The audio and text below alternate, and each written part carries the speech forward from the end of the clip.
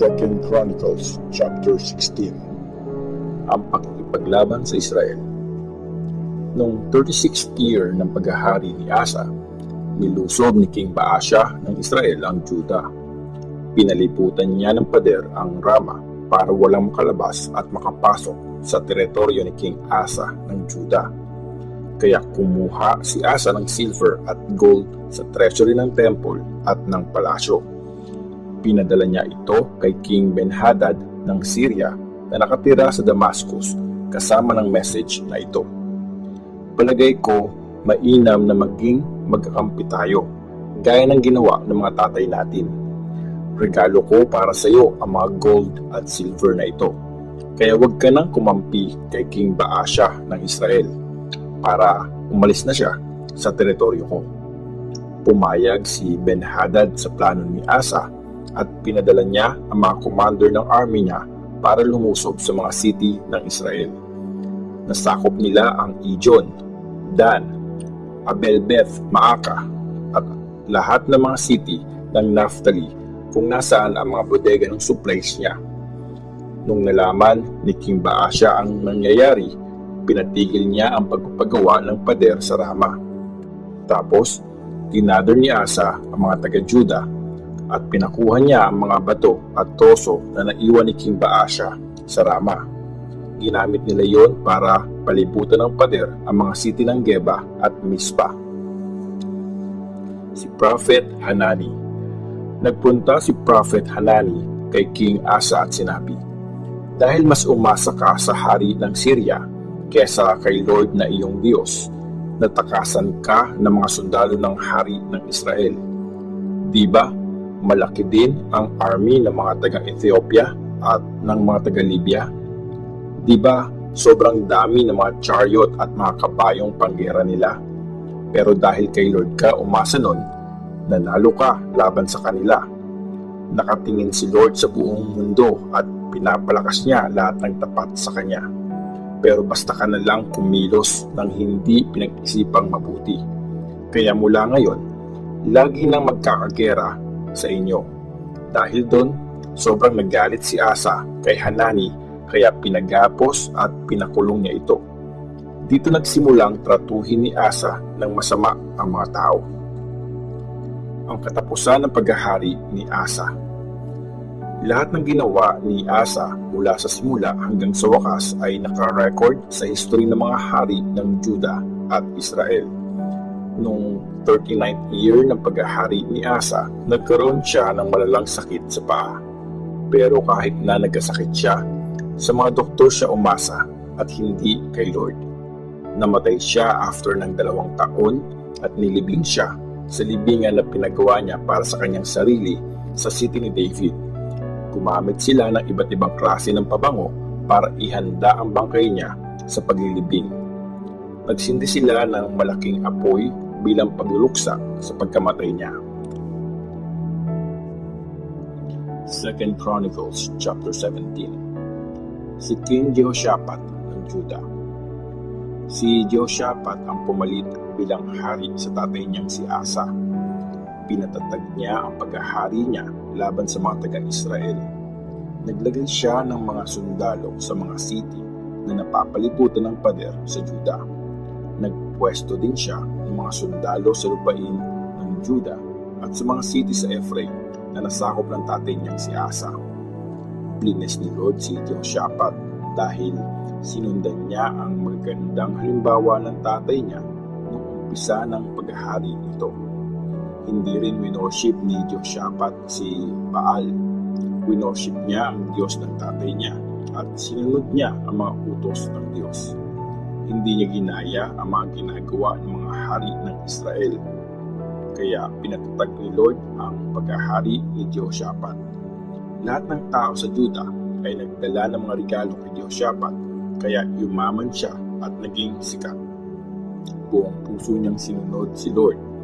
Pinatanggal niya sa Juda ang mga rebulto ng Diyosang si Asherah at ang mga altar sa matataas na lugar.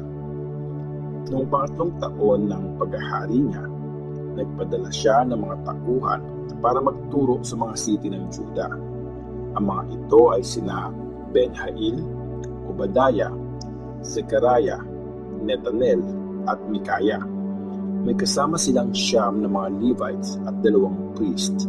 Ang mga Levites ay sina Shemaiah, Netaniah, Zebediah, Asahel, Shemiramoth, Jehonathan, Adonijah, Tobijah at Tobadonijah. Ang mga priest naman ay sina Elishama at Jehoram. Dala-dala ang libro ni Lord, nagturo sila sa mga tao sa lahat ng bayan ng Juda. Ang kapangyarihan ni Jehoshaphat. Dahil sa takot kay Lord, hindi nakipaggera kay Jehoshaphat ang lahat ng mga kaharian sa paligid ng Juda. Ilan sa mga Philistines ang nagdala sa kanya ng maraming silver at mga regalo. May mga taga-Arabia naman na nagdala sa kanya ng 7,700 na tupa at 7,700 na kambing. Kaya patuloy na lumakas ang paghahari ni Jehoshaphat.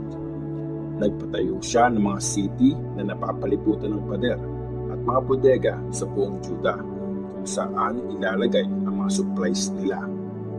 Nagpwesto rin siya ng magagaling na sundalo sa Jerusalem ayon sa kanilang mga angkan. Si Adna ang commander ng 300,000 sundalo mula sa mga angkan ng Juda. Ang sunod sa kanya ay si Jehohanan, na commander ng 280,000 na mga sundalo. Pangatlo naman ang anak ni Zikri na si Amasaya, na commander ng 200,000 na mga sundalo. Nag-volunteer si Amasaya na mag-serve kay Lord. Mula naman sa tribe ng Benjamin, si Eliada na isang magaling na sundalo, ang leader ng 200,000 na sundalo may mga shield at mga pana. Ang sunod sa kanya ay si Jehozabad na commander ng 180,000 na mga sundalong armado para sa gera. Ang mga sundalong ito ay nag-serve sa hari.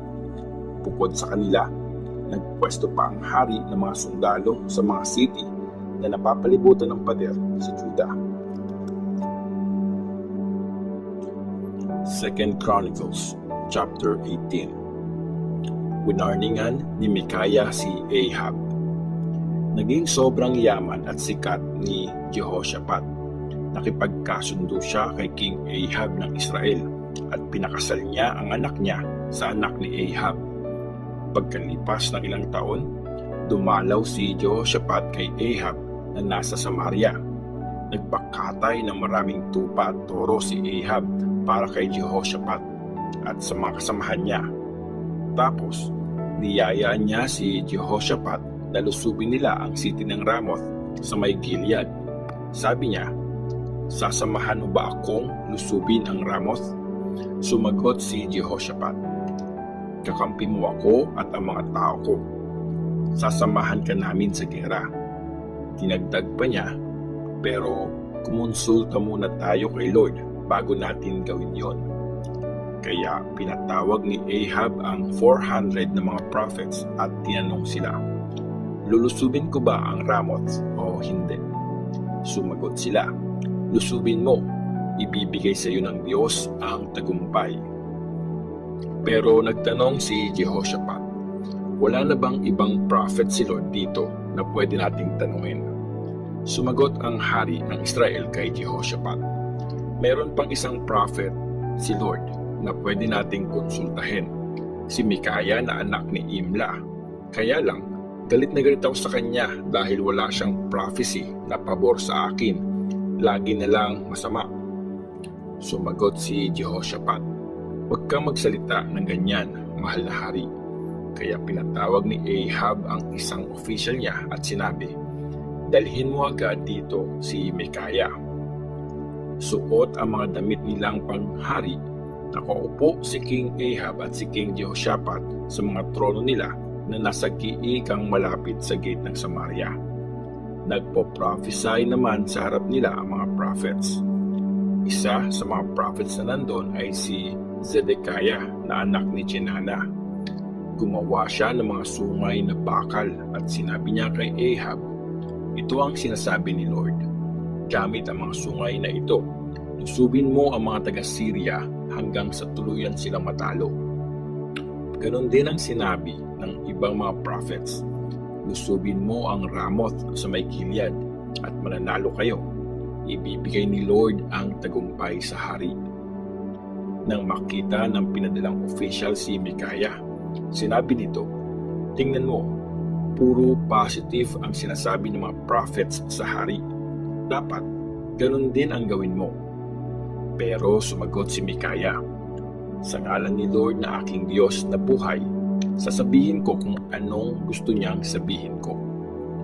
Nang humarap na siya kay King Ahab, sinabi ng hari sa kanya, Micaiah, lulusubin ba namin ang Ramoth o hindi?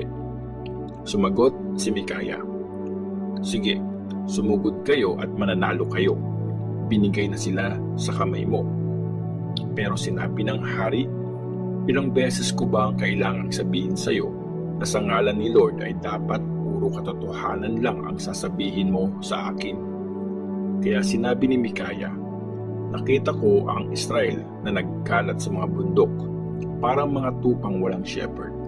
At sinabi ni Lord, walang leader ang mga taong ito, kaya pauwiin na sila ng safe.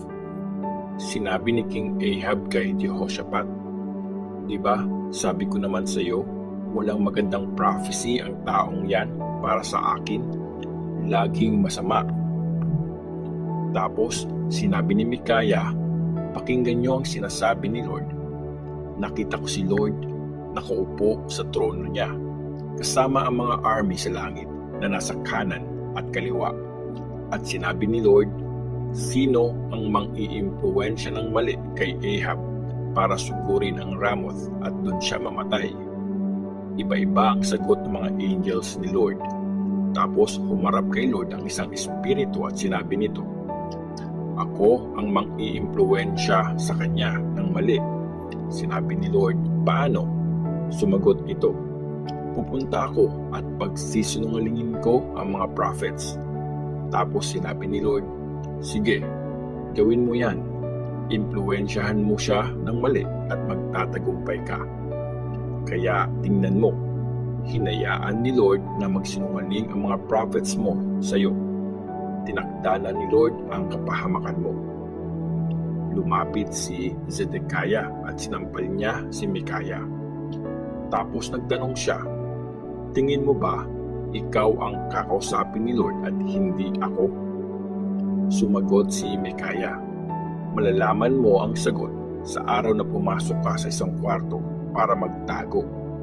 Tapos, inutos ni Ahab, dalihin niyo si Micaiah kay Amon na governor ng city at kay Joash na anak ng hari.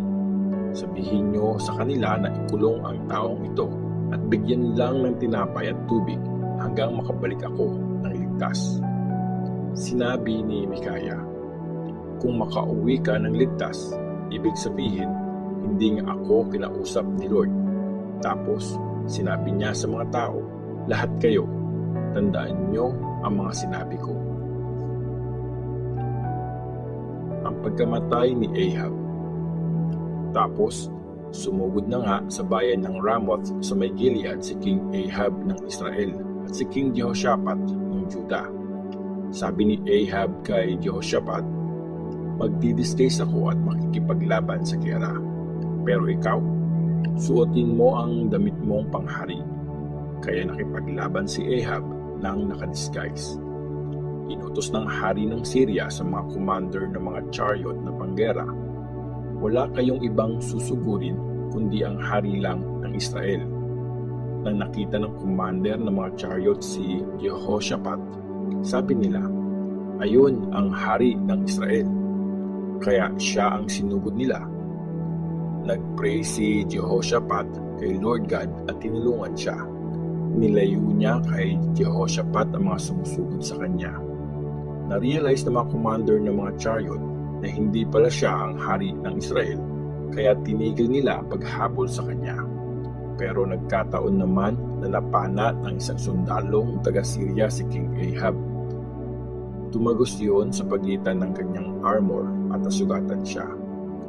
Kaya sinabi niya sa nagpapatakbo ng chariot niya, napana ako. Umalis na tayo dito. Naging mahigpit ang labanan nung araw na yon. Nakatayo na lang habang nakaharap sa mga kalaban ang hari ng Israel hanggang gumabi. Paglubog ng araw, namatay na siya.